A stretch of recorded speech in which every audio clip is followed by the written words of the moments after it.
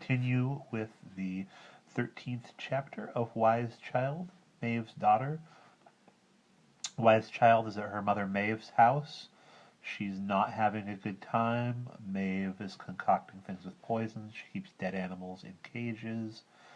And she's sneaking in at night to watch Wise Child sleep, which Wise Child has noticed. Maeve is a cruel landowner.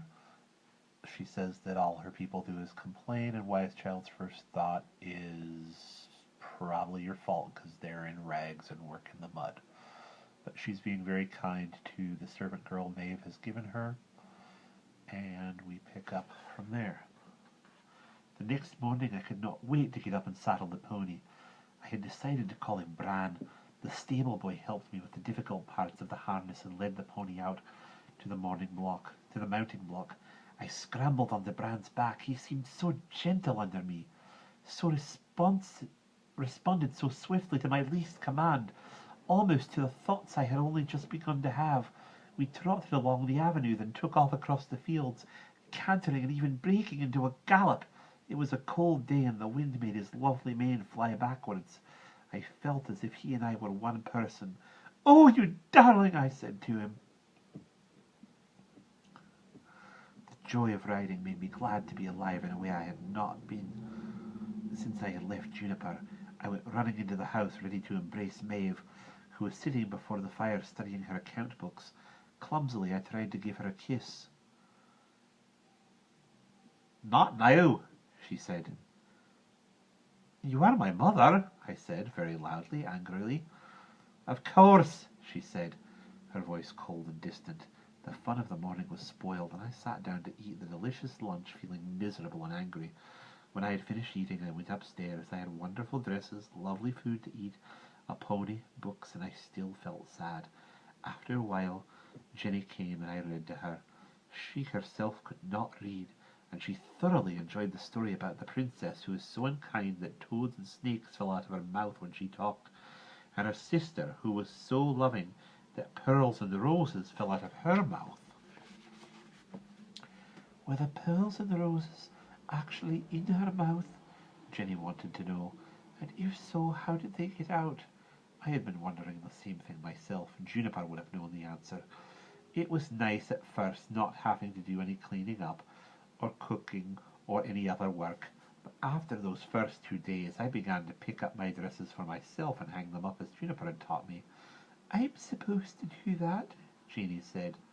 I've got hands too, I said. "But you're a lady," she said. So that was what it was. Ladies just sat or rode around. Other people did all their work. Juniper wasn't a lady, and I wasn't sure I wanted to be one. After a week, I finally admitted to myself that I was dreadfully bored. I missed the long conversations with Juniper, the jokes that we made as we did Latin together or read English, the pleasure of sitting in front of the fire after a long day's work and hearing her tell a story, being out with her in all weathers, sitting on her lap. It was ungrateful of me, I knew. Maeve had brought the lovely dresses for me, the books and the pony. She even tried to talk to me. Also, I was her little girl.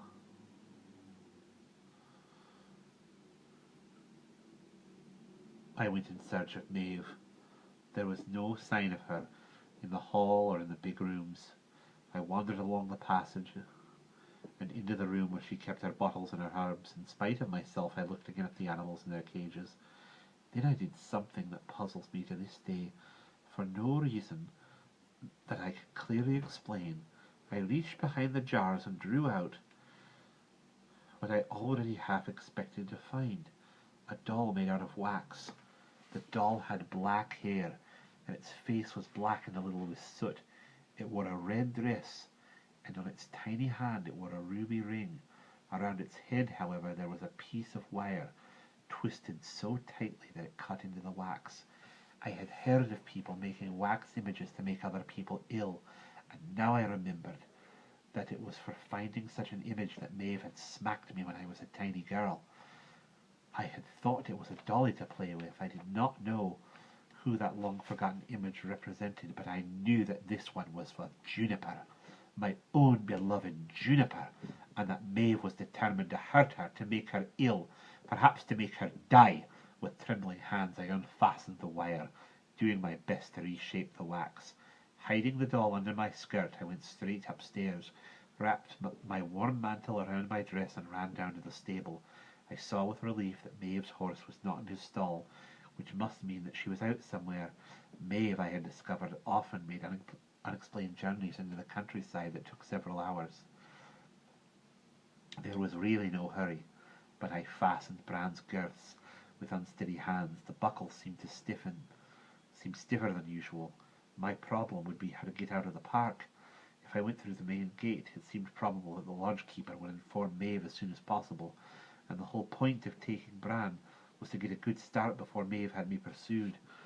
Around all the rest of the park was a high stone wall, too high for Bran and me to jump. Only in one place that I had seen was there a wooden gate. It was locked. I had noticed the previous day, but I thought that we might jump it. Suddenly excited at the thought of the journey, I coaxed Bran into a trot and then into a canter. Away in the distance I could see the white gate, and I, who had never jumped a horse before, quaked inwardly.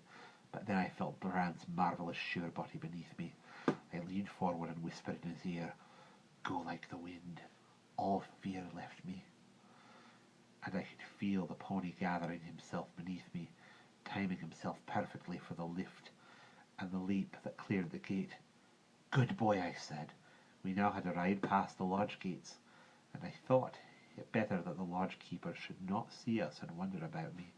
Accordingly, about 100 yards away, I moved from the road, led Bran to the grassy verge, and walked him slowly past the house. To my horror, I saw that Maeve's horse was tethered at the gate, which meant presumably that Maeve was somewhere within. I slipped down from Bran's back and walked him past the house, terrified that Maeve might look out the window and see me on the road. But no shout came from the lodge-keeper's house, and a little farther on I got back onto the pony's back and began to trot. With luck it would be another hour before Maeve knew that I was gone. I hoped that by riding it at night, even if I was pursued, I might evade my pursuers, but this meant that I would need to hear them coming and take cover before they heard or saw me. I felt as if every nerve was awake, that my sight and hearing were sharper than usual. Trained backward along the road that I had come, Bran seemed to enter into the spirit of the thing. He was frisky, though obedient, going as if he would never tire, joyful in his gait, as if he asked nothing better than to take part in this adventure. He was the perfect companion. After a while the moon came out. This troubled me rather, since I knew that I could be seen from far away on the road. On the other hand, it made travelling much easier. Perhaps, in any case, Maeve would not bother to pursue me. It seemed to me now that she only wanted me to spite Juniper, as if I was another form of wax doll used to cause pain. More important than any of these thoughts was Juniper herself. Had Maeve's malicious action hurt her in any way? I desperately needed to find out. It was a long night. About halfway through it I felt sleepy and dozed off in the saddle. But although I longed to lie down, I knew that I must not stop. I talked out loud to Juniper to keep myself awake. Once I thought I heard a horseman on the road. Not sure if I had been asleep and dreaming, I drew into the shadow of a wood. Yes, there was a distinct sound of hoofs far away in the distance. The horseman came nearer and nearer, finally drew level and passed me. He was on a big black horse, and I recognized him as one of Maeve's servants. I waited until the sound of hoofs died away in the distance, and I could not think what to do. Since his horse was faster than mine, I was unlikely to overtake him. He would not know until he got to the village that he had passed me, so it should be safe to follow him, unless, of course, he'd guessed what had happened and turned back. But I had already once heard him before he heard me. I guessed that my child's ears were sharper of hearing than his grown-up ones, and what had happened once could happen again. All the same, it made me rather scared. It would be awful to be caught and led back again to Maeve.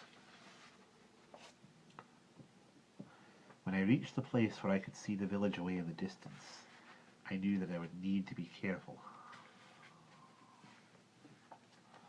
A dull grey light in the east suggested that it would not be long before dawn. My advantage was that I knew this countryside, as my pursuer probably did not.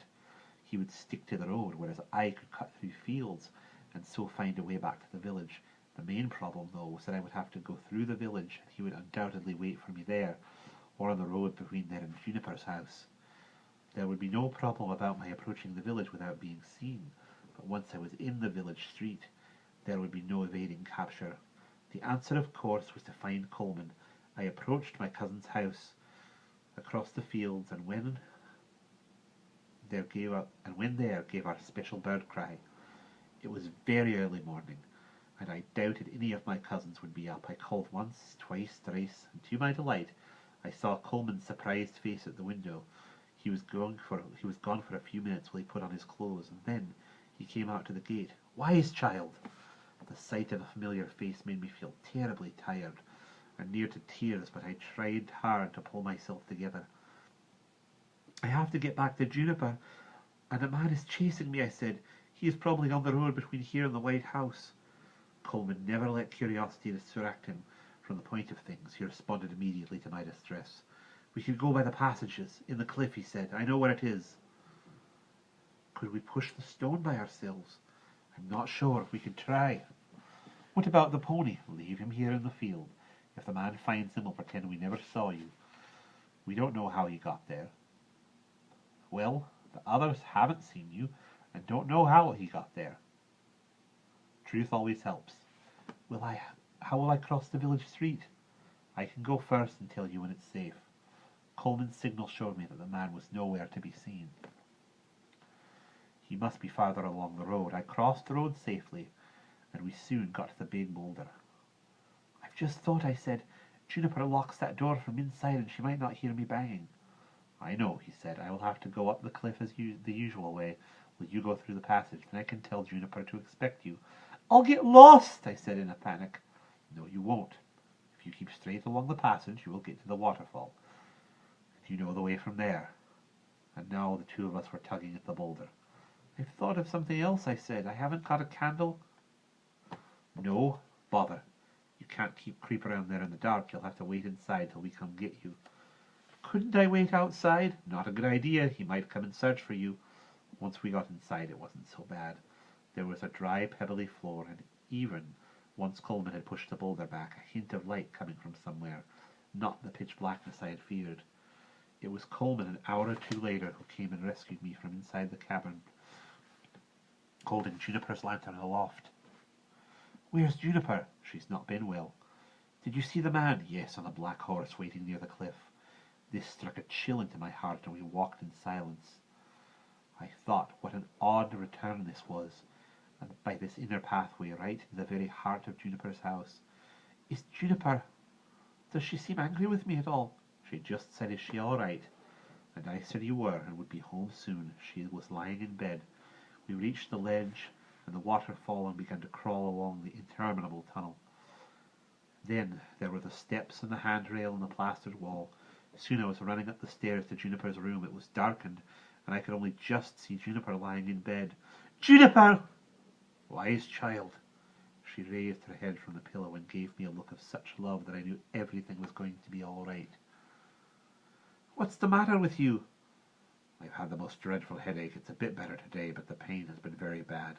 "I think I know why," I said, and I told her about Maeve's waxen doll. "Oh, was that it?" said Juniper with a touch of scorn. "Well, that makes me feel better." And she raised herself with a groan into a sitting position.